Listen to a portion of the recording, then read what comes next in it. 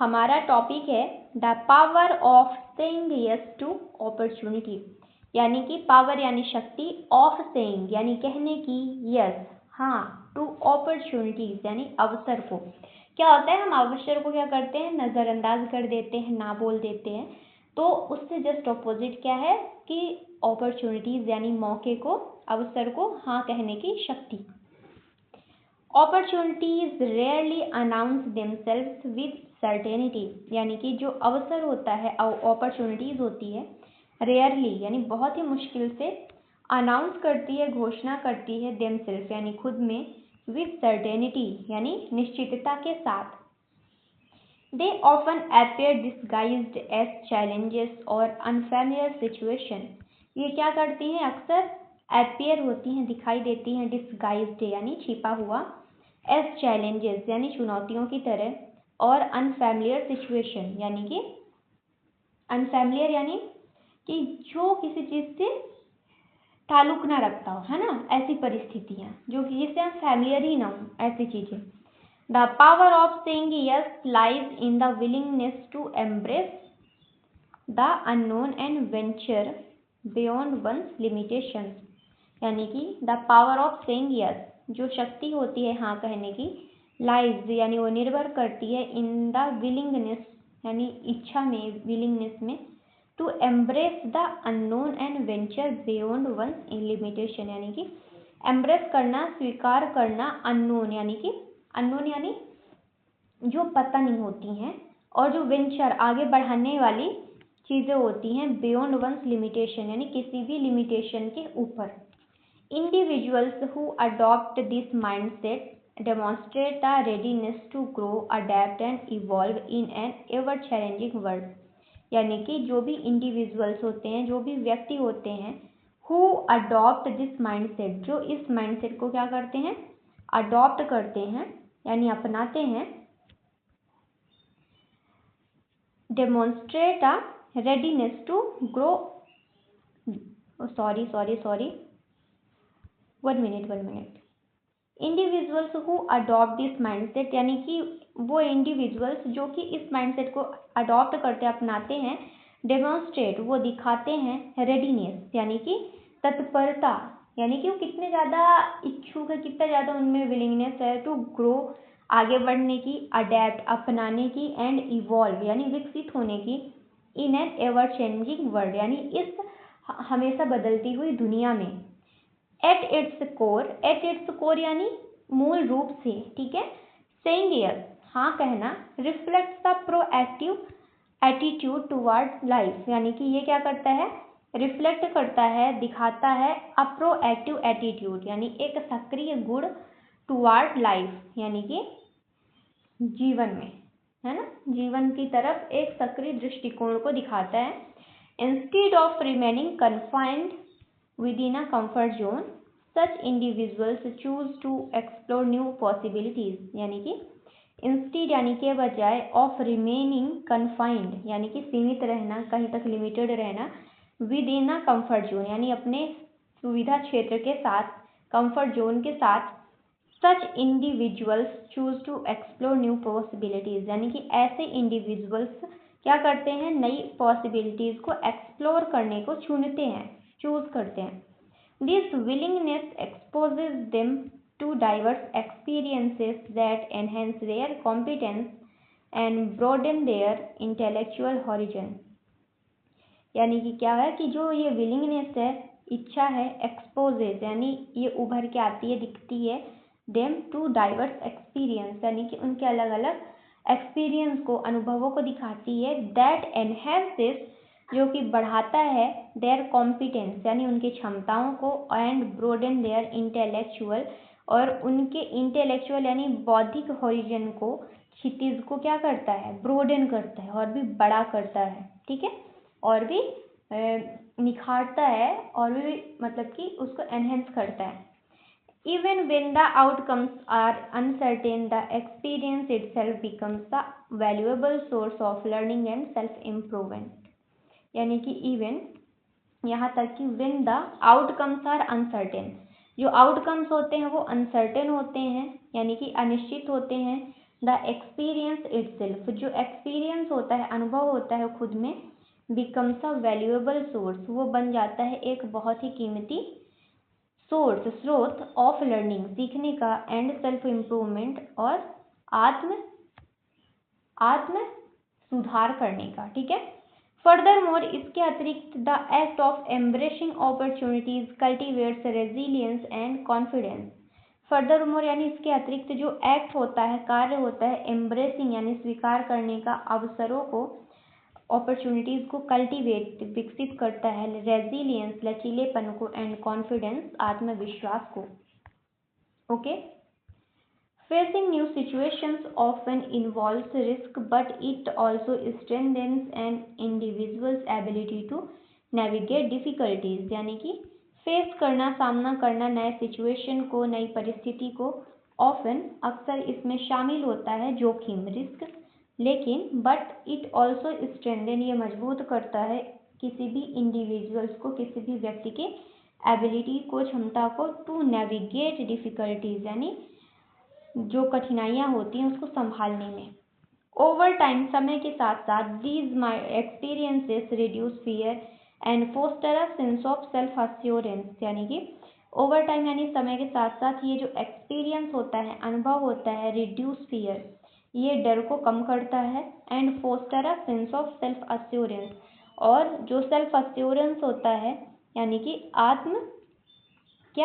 निश्चितता होता है, श्योरिटी जो होती है, उसको बढ़ाता है, उसकी भावना को फोस्टर करता है। People who consistently say yes often discover latent talent and unlock their true potential. यानी कि जो लोग लगातार हाँ कहते हैं, ठीक है, डिस्कवर लेटेंट टैलेंट, वो क्या करते हैं, खोजते हैं, डिस्कवर करते हैं छिपी हुए टैलेंट को, यानी कि प्रतिभा को, एंड अनलॉक, और खोलते हैं देयर ट्रू पोटेंशियल, और उनकी क्षमताओं को।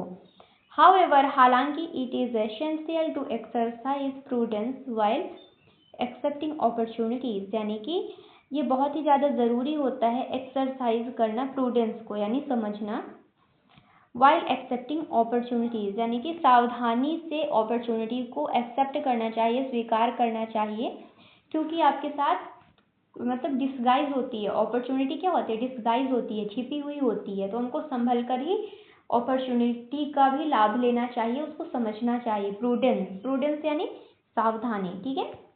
Blindly agreeing to every situation can lead to exhaustion and inefficiency, यानी कि अगर हम अंधे रूप से यानी ब्लाइंडली आंख बंद करके, एग्रीइंग यानी अगर हम सहमत होते गए, टू एवरी सिचुएशन हर एक परिस्थिति में, कैन लीड टू एग्जॉशन यानी कि ये बढ़ावा देता है थकावट को, एंड इनएफिशिएंसी यानी अकुशलता को। देयरफॉर, हालांकि, one must evaluate whether an opportunity aligns with personal growth and values, यानी कि वन मस्ट इवेल्युएट यानी किसी को भी मूल्यांकन करना चाहिए, whether an opportunity aligns with personal growth and values, कि जो अपॉर्चुनिटी है वो जुड़ रही है, अलाइन हो रही है विद पर्सनल ग्रोथ, यानी कि अगर जो हमको अवसर मिल रहा है क्या वो हमारे व्यक्तिगत विकास, मतलब जो हमारा पर्सनल गोल्स है, जो हमारा लक्ष्य है, जो हमारे वैल्यू है, मूल्य हैं, उनसे वो मेल खा रही है कि नहीं खा रही है। A balanced approach ensures sustainable growth and meaningful progress, यानी कि जो एक संतुलित दृष्टिकोण होता है, अप्रोच होता है, ensures वो सुनिश्चित करता है, सस्टेनेबल ग्रोथ यानी एक स्थायी विकास को, एंड मीनिंगफुल प्रोग्रेस को, और अर्थपूर्ण प्रगति को। एडिशनली, इसके अतिरिक्त, सेइंग यस एनकरेजेस इनोवेशन, हाँ कहना ये एनकरेज करता है, प्रोत्साहित करता है नवाचार को, क्रिएटिविटी को। When individuals step into unfamiliar territory, यानी कि जब कोई भी व्यक्ति क्या करता है, स्टेप करता है, इंडिविजुअल स्टेप यानी कदम रखता है, into unfamiliar territory, they are compelled to think differently and develop new solution, तो वो क्या होते हैं, वो मजबूर हो जाते हैं, कंपेल्ड हो जाते हैं विचार करने में अलग से, differently, and develop new solution, और वो नए सॉल्यूशन को डेवलप करने की कोशिश करते हैं। This ability to innovate not only enhances personal development but also contributes to personal professional success। यानी कि ये जो एबिलिटी होती है, क्षमता होती है to innovate not only enhances personal development, ये ना केवल हमारे व्यक्तिगत विकास को डेवलप करती है बट लेकिन ऑल्सो कंट्रीब्यूट, ये योगदान भी देती है टू प्रोफेशनल सक्सेस, यानी व्यावसायिक सक्सेस को, सफलता को। ठीक है, हम आगे देखते हैं। इन कंक्लूजन, निष्कर्ष में क्या निकल के आता है कि जो क्षमता होती है, power of saying yes to opportunity, यानी कि अवसर को हाँ कहने की जो शक्ति होती है, लाइज इन इट्स कैपेसिटी, वो उसके कैपेसिटी पर निर्भर करती है टू ट्रांसफॉर्म अनसर्टेनिटी, यानी कि जो अनसर्टेनिटी होती है, अनिश्चितता होती है, उसको बदलने के लिए, इनटू ग्रोथ यानी विकास में। It empowers individuals to break barriers, ये एम्पावर करता है, मजबूत करता है व्यक्ति को बैरियर्स को ब्रेक करने में, तोड़ने में। एक्सपेंड देयर कैपेबिलिटी, और उनकी क्षमताओं को एक्सपेंड करता है, बढ़ाता है। एंड अचीव सक्सेस, और सफलता को हासिल कराता है। By combining courage with thoughtful decision making, यानी कि कंबाइन करना, जोड़ के रखना, किसको? थॉटफुल डिसीजन मेकिंग को, यानी एक विचारशील निर्णय लेने की क्षमताओं को। वन कैन हार्नेस अपॉर्चुनिटी, यानी कोई भी अपॉर्चुनिटी को क्या कर सकता है? हार्न कर सकता है।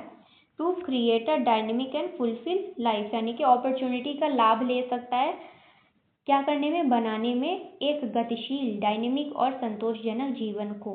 ठीक है, फुलफिलिंग लाइफ को। तो हम देखते हैं वर्ड मीनिंग, रिवाइज कर लेते हैं। पहला वर्ड है डिस्गाइज, यानी छिपा हुआ। ठीक है, हिडन इन अनदर फॉर्म।